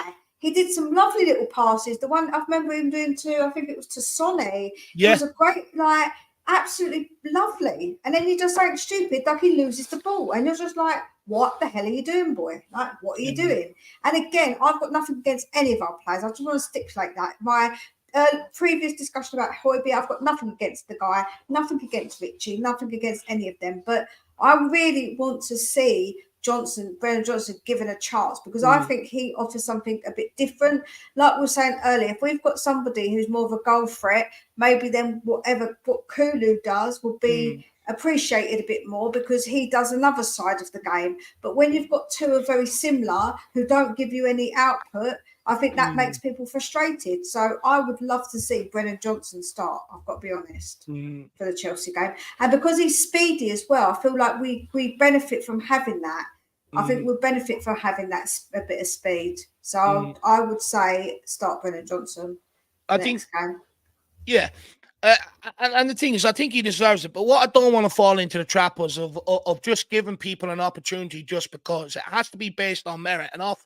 That's why I think Brennan Johnson deserves to play against Chelsea, because it is sort of based off merit. I also want to just answer quickly on Kulu, Nick, or on Gil Messi as well, Nick. I mean, look, I agree with Michael. For me, I think it's just about Gil being patient. I think, with a couple of good cameos off the bench, biding his time, he could very well end up, coming off the bench ahead of Richarlison in a few weeks. We just don't know. For me, there's no rush to... Or even Kulusevski, right? Yeah, or even Kulu. But like, there's no rush to get him and Bentancur straight back in. We've got a period coming up in December, and we've got players going to AFCON in January, and it's just more so about them being ready for that. They're both off long-term injuries. Gil is off back surgery. We all know how important your back is, and when it goes, how debilitating it really is for your body. So, that's an important one to nurse. Same with Bentancur, off a long injury. So, I just think when it comes to Gil, he just has to sort of bide his time and just keep taking minutes. When he came off the bench today, he didn't do anything wrong. He picked up a free kick, a couple of nice touches. Hopefully now next week against Chelsea, he might get more, and he just has to continue taking them. What we can't do is we can't just give him, even though I love him, we can't just give him minutes for the sake of it. He has to earn it. Well, I think we're unanimous on that one. I didn't give my piece. I'm a little bit against Chelsea in particular. We have to have that extra bit of bite and that extra bit of housery in there, which is why I'm a bit on the fence as to whether to drop Richie or not. I'm still not 100% convinced that the left side is Johnson's best position. I like him a lot more on the right, and I frankly would like to see him down the middle if Son's coming off in the 70th, 75th minute and see what happens there. I don't think Chelsea is the place to experiment with that kind of thing. But, if it's a lean, if it's a 50-50, I'm going to buck the trend. I'm going to actually say for the consistency right now, I think you keep Richie with the option to just get him off at the half if things are just not working well. Okay. That being said, I want to say big up to Jack Konecki. He's in the house, obviously just woke up from a fever dream, shouting, "What is the point of a Ben Davies?" Jack, just drink your fluids, go back to bed. Don't try to solve that enigma right now. It'll only make you feel sicker. We got to move on and progress this show as it goes. Yeah, it's a soda stream. Big up to them. By the way, one of the best buys I did recently. Soda stream? Yeah. That's what's in here right now, buddy. A little soda stream, a little bit of juice. Can I just say, I received a message from Mr. Jack Konecki saying Ben Davies is no longer vanilla ice cream. It's being too disrespectful towards vanilla ice cream. So he's obviously extremely angry about Ben Davies enough to message me about it. Vanilla ice cream gang unites. You know what it is, though? Disrespect the vanilla ice cream. I think Ben Davies let a lot of people down today, outside of the group of Dyer, Sanchez, and Lloris. A lot of people are saying, look, keep this guy around. He's a decent backup and that. And I think this season he's probably let a lot of people down. And I can understand the frustration and maybe the anger towards him, especially Jack. He let him down, Yeah, man. And you know what? I think rather than a vanilla, because some of us like vanilla is a nice accent with other things. Maybe Ben Davies is more of a plain cottage cheese. It's what you eat when you're in the hospital and you're sick and you can't take anything with a little flavor. It's the last resort, So that's what I see it more as. If you could see my face right now, you'd see my nose being very much screwed up, my face screwed up with the thought of that cottage cheese. Honestly, I just can't get over, how one substitution changed the game for us, bringing on Emerson for him. It's just. So, hey, I got that on my list too, man. What is an Emerson? Where is his best position? Is he best as a right back, or is he the perfect utility defender? Because we know now, basically, he can play. And I will say that we did say the same thing about a certain Ben Davies a few seasons ago, but he could play right back. He can play center back. He can play left back, and an inverted CDM. Is he the type? Do you see him staying with with these minutes being played, or do you see his ambitions elsewhere? And do you think he'd be okay? Let's get inside the mind of Emerson Royal. David, you're shaking your head. You think you can see him staying in this team? It looks like he's having a good time. I'll be honest, I think he absolutely loves it at Tottenham Hotspur, Anything I see from him on social media and stuff like that, it looks like he's having a right good old time, and he's really immersed himself into Tottenham, what it is to be a Tottenham player, and I genuinely believe he loves being here. Look, one thing I love about Emerson is, when things weren't going right last year, or you've got to remember, he had a raw deal. Like, when you look at right backs in seasons gone by before him, Doherty, Aurier, there was a lot of sort of scapegoats for them. But with Emerson, as soon as he came in, within 6 months, fans were chanting about, he can't do this, he can't do that. He's Emerson Royal, he's our right wing back. I mean, but the guy didn't, he didn't get his parents to come out and defend him like you've seen with Maguire and other footballers. He hasn't come out and blamed, the environment around Tottenham Hotspur like a lot of the older players that I've mentioned have all blamed management, training, culture, this, that, and the other, not being allowed ketchup mayo. They blame everything in around Tottenham. Emerson didn't do that. He looked himself in the mirror. He said, I do need to improve. Am I perfect? Am I really giving it my all? He didn't. He made a change. He went and got people to help him out with his lifestyle. So it helps him on the pitch. And we're seeing the benefit of that. Look, he's lost his position to Porro, but he's not sitting there bitching in the morning. Anytime we've asked him to come off the bench, he's come on with enthusiasm. He wants to play, and he's proven to me, he's good at right back, and he's good at left back. And for me, I think he's a good utility player to have. And I want more players of this sort of mentality, this attitude, because for years gone by, I've heard, well, no one's happy being a backup. I mean, that's true enough, but there were certain players that when they were made backup, they caused a lot of problems for managers behind the scenes in terms of, going and seeing the chairman, speaking to other players and maybe getting them on their side. Emerson doesn't do that. For me, I think there's definitely value in keeping him around. If I'm trying to build a squad, I want people of his nature in it. Joe, I will say, I understand people get frustrated with players, but to make up a chant against your own player, I will never understand. You really think that's going to spur them on to be better, or to maybe it did with Emerson, I understand, but I just don't understand that against your own players. I never really understand that mentality from people, honestly. I just think, why? Why would you do that? But there we go. That's just my opinion. I condone booing, but I think the song was harsh, Mia. Yeah, the song's really harsh. Like I don't do booing. My thoughts on that. But like honestly, I would sing a song. It's a bit like, would you go into your work and like expect your boss to start singing a song? You're crap at this. You're shit at this. Like, don't you bloody wouldn't. Like, I don't know. Some of the jobs I've had, I've actually had some worse sung at me. But you know what? Hey, when I put in a crap shift, I expect to get a crap review. That's the nature of the dog eat dog world, and football's no different.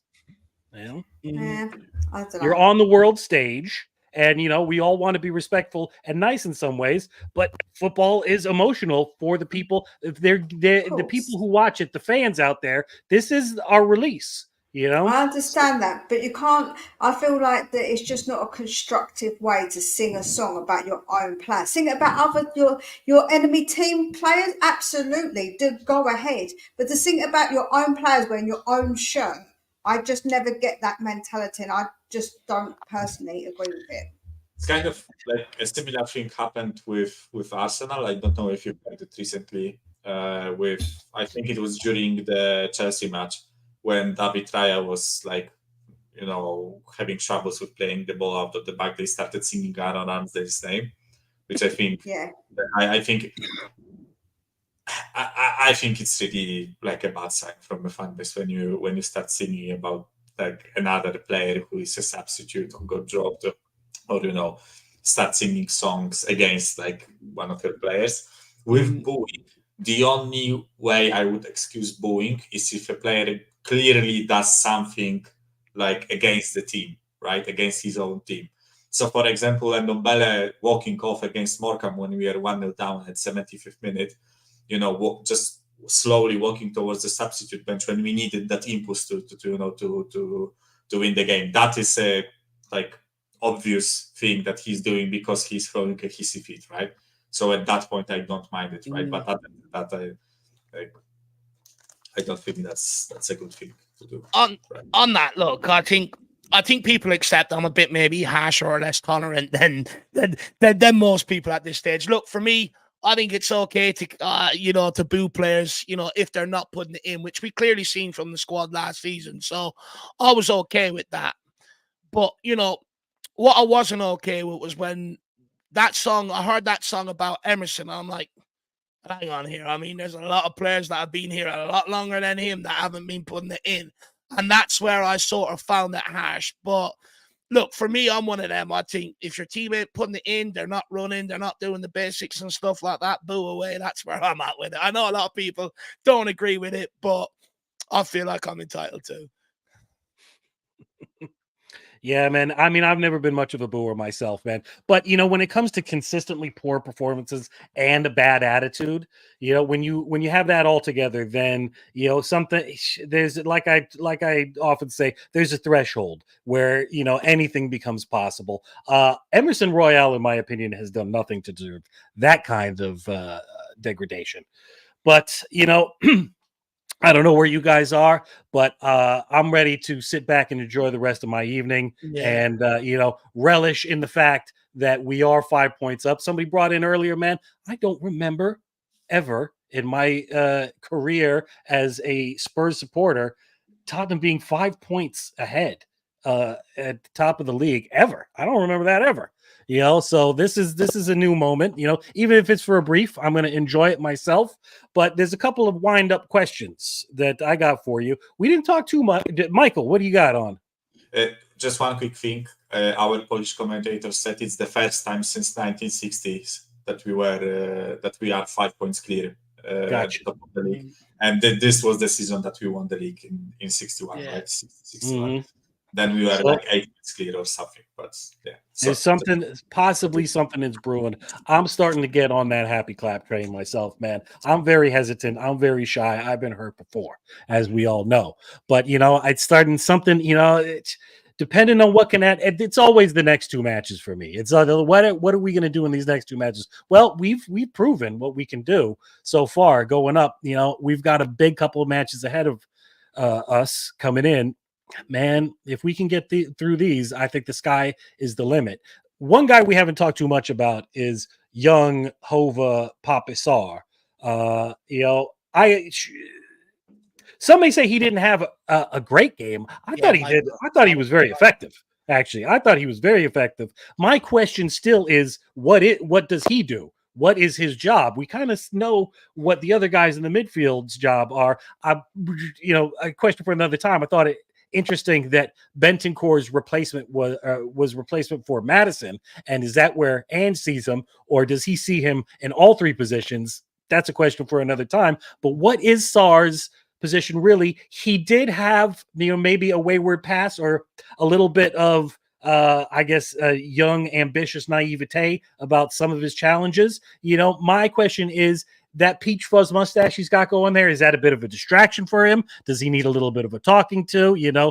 Do we get Manscaped on the phone?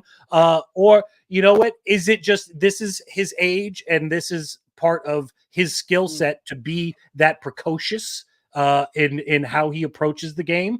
Is this just something we need to get used to and watch him progress? What did you think about Sarr today, David? I'll be honest, I thought he was superb. I thought he was a willing runner all game long. I mean, there was one stage he opened up his legs and he got onto a ball near the byline that he had no right of getting onto. I mean, even last season or last week, against Fulham Monday night, look at the ground he made up to get back to win a header. And I think that sort of sums up what Pape Matar Sarr is in the team to do. He's there to help out down the right-hand side defensively, but he's also there to help going forward. Now, look, I take what maybe Michael means is some of the decision making when he goes forward. But what I'm seeing out there right now is a guy that's fighting for his life, that wants to remain in the team and stuck every minute that's been given to him this season. When you look at what Skip has done in the minutes he's had compared to Pape Matar Sarr, it's night and day. And you're seeing a guy that I think, will progress. He could very well become one of the very best in his position when he becomes 27, 28, if he keeps progressing the way he's progressing. But I really like him. I think he's very tidy on the ball. He's got good, quick feet. He can pass a ball. He's not afraid to pop off a shot either. And I think he just all around, he works hard for everybody. And a player like that, I can guarantee you a lot of players come off the pitch and they'll be thanking him for the effort that he puts in, down that right-hand side and around the middle. Look, of course, if Bentancur comes back, does Bentancur maybe step in there for Sarr? You're probably looking at Sarr as the one that probably might drop out. But right now, he's made it tough for Bentancur, and that's all you can ask of the kid. I mean, I remember when we signed him, there was a lot of, why are we wasting our money on this guy? How's he ever going to come into the team and affect it? It's just another bum deal, Paratici, this, that, and the other. Well, I mean, that's been blown out the water. Just let Sarr. Do you know what? I just put it out there, and then I let the player do the football, and then it just works out. Yeah, he's quality. I love him. I'm on board with that as well. I call him Pape Matar Superstar. I think you've got to remember that he is going to be a little bit inconsistent. He's young. He's going to have he's still got a lot to learn. But so far, what he offers, he's strong. He's quick. He wins that ball back as well as today. He was going down to the byline and trying to get the ball in. The boy was trying, and I think Joe, what we said about risk taking, at least he's trying to take those risks to get those balls in. And Joe, what Ange said, listen, if you make a mistake, that's on me because I'm asking you to play like that. So I think it's good that he's taking that risk. It's a risk and a reward thing. You've got to take those risks. And I think Sarr has been so good. Look at the Man United game. He absolutely bossed that. And that was a big game for him. And I think he absolutely bossed it, to be honest with you. And that, especially in that second half, he was immense. And he's such a young kid as well. So I think for his age, what he's done so far has been brilliant. I think you wouldn't see many boys of his age performing, I think, to this level this quickly, especially coming into the team where he didn't get much chance last season and be as good. He's really strong as well. He looks slim, but he's strong. The boy is strong. So I feel like that we need to carry on with his development, and some core could give him that bit of rest as well, where he maybe does need that because he's young, but he definitely needs to be in that team, like be picked as well. I think that he deserves it because I think he's very, very good. Yeah. Well, so what about the return and possible resurgence of one Rodrigo Bentancur?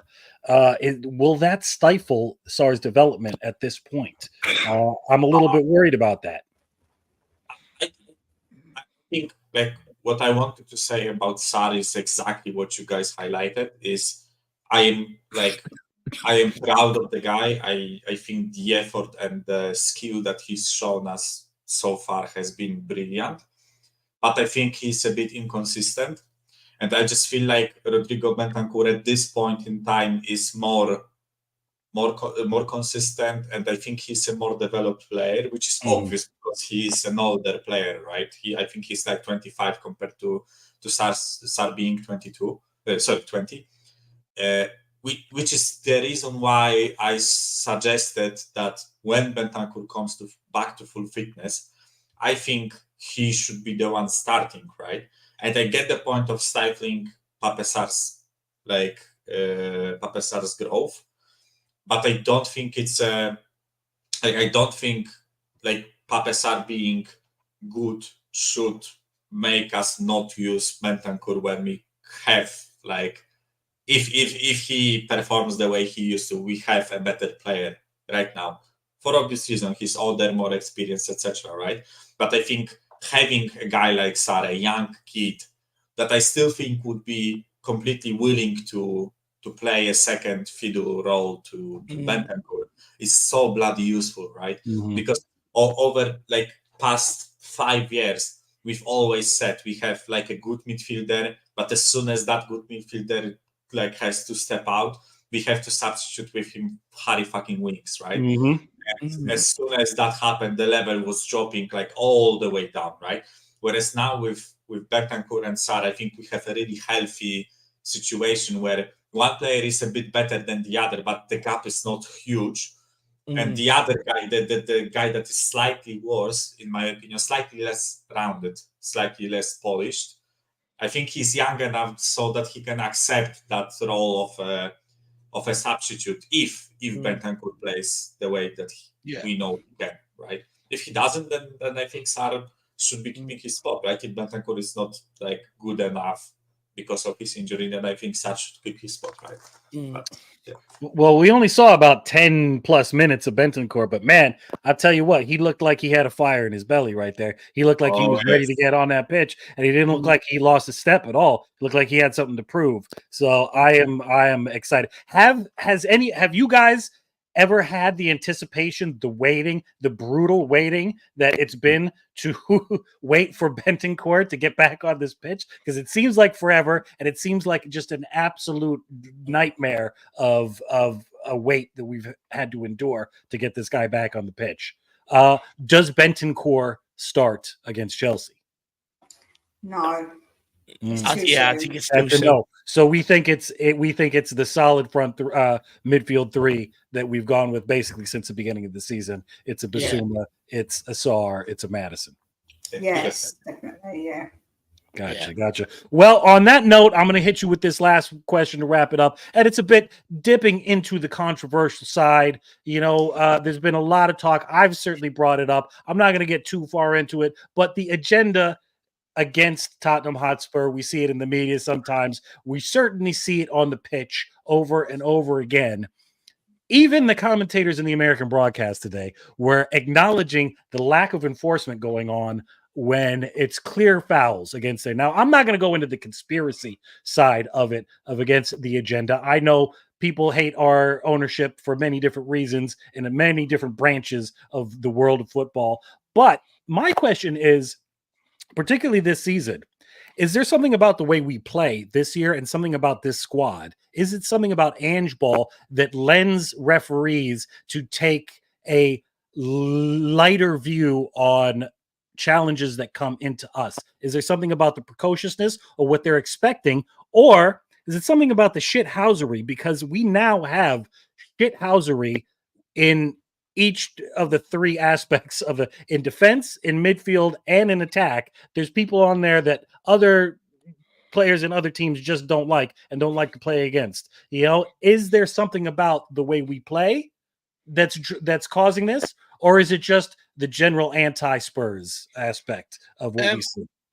Look, it's genuinely the anti-Spurs. No one wants Tottenham winning the league. You know, there's a reason why we haven't won it in so long. You know, there's got to be other forces that are helping you stay away from that league title. Look, one reason why I don't want Tottenham winning the league is because there'll be a shining light on how a football club should be run, and it shows that football, you know, a club can be run off what it earns. You know, it takes a lot of the money men out of football. A lot of people sort of you know, benefit off that. But what I also will say is I think they're trying to make up for that Liverpool mistake, Nick. I think that's the biggest one, if you want me to be brutally honest. Look, the fact that the referee didn't give out any yellow cards and just allow Palace players to routinely take it in turns to pull our players down at every single opportunity, that's why it went on all game, because he never got a grip of it early enough. You know, it was against Fulham. I mean, Paulinho made 2 tackles before Højbjerg pulling down counterattacks. Højbjerg makes 1 tackle, gets a yellow card. How does that work out? For me, I'm sick of referees. There's a lot of, A, they're not up to standard, but B, you know, look, they're human beings at the end of the day, you know. Well, I've listened to a few podcasts that some referees have done where they've spoke about their career, how you get into refereeing, etc. A lot of them do actually support Premier League clubs, but they're not allowed referee. They're not allowed referee Premier League matches if they put that down. So what they're told to do is put down a team down in the lower leagues. So then that's how they get to manage the referee or the Premier League, because A, you know, they've made it to that level, but B, there's no bias. But I've heard referees saying, look, this is the club I actually support, but I was told to write this down. You know, so look, I definitely think there's an agenda against it. And I've always said, you know, if Tottenham have to win a league, they have to combat everything. And that's why I want the team to be together, the fans to be together, the manager to be together, because if we really want to do this, it's us against the world. And hopefully long may this continues, but there's definitely agenda against us for sure. Do you know what I would say, how I think there's agenda? Because I just looked, and if you look at all the teams that have been given penalties, we've had zero penalties given to us this season so far. So you've got Arsenal at the top, Liverpool, Chelsea, Villa, City, Newcastle, Luton, Brentford, Sheffield United, West Ham, Man United and Brighton, all been given penalties this season. Yeah, and it's not like we shouldn't have been given one, right, Mia? We have a number of opportunities. Exactly. This is what I'm saying. It's ridiculous. When we got a penalty given against us for a Son, with his, like, the legs got caught. When they did the same to Maddison, not a penalty. Do you know what I'm saying? So when you look at stats like that, you're just a bit like, hold up a second, hold on. It does seem a bit odd, but I'm with Dave. Since that Liverpool game, I feel like we're not going to get given anything. I'm going to be honest, because I feel like they are now trying to make up for it, because Liverpool should have had a player sent off, but guess what? They didn't do it. I wonder why they didn't send a Liverpool player off. Because they don't upset poor Liverpool, because they might cry, because they're still crying about the Tottenham game. So I think it's definitely a thing. It's if you've got it in your mind, referees have got already preconceived ideas about certain players. Now, if you've got it about a whole team, you're going to think, that team got given, they should have had that goal given against them. So obviously that's going to be in referees' minds. That's what I would say. Yeah. Michael, where do you land on the referee bias? I think, like, for me, the main thing happening here is referee incompetency. I just feel like some of those referees are just bad. I just feel like they, first of all, before like any biases come into play, I just feel like they just get caught up in the heat of the moment, and they just don't think like, they are humans. I get it, right? But sometimes it happens, right? But when I see Jordan Ayew committing his 4th foul in one game, one of which was stepping on, I think, Van de Ven's like ankle from behind, right?